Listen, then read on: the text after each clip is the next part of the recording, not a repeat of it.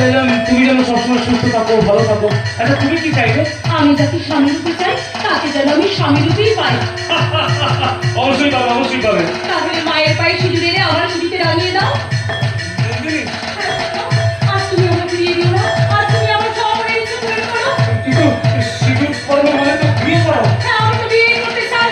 না না, তা সম্ভব নয়। কেন সম্ভব না? নন্দিনী, নন্দিনী, তোমার আমার মধ্যে অনেক তফাৎ। কিসের তফাৎ?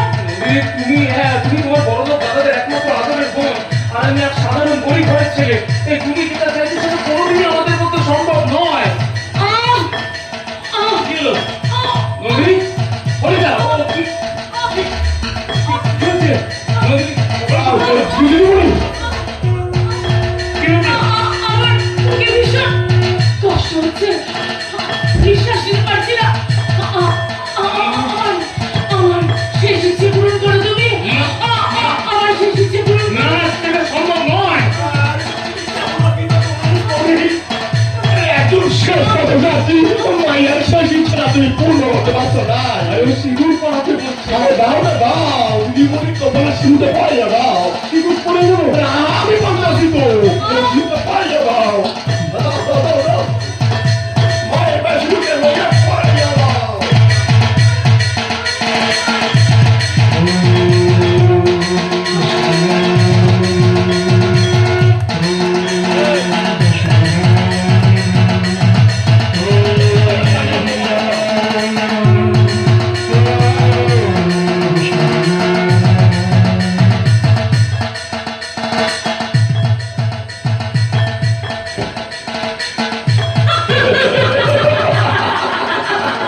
কি নন্দিনী, তুমি মায়ের পায়ে সিঁদুর তুমি আমার মাথায় পরিয়ে দিয়ে এখন আমি ভীষণ সুস্থ হয়ে গেছি।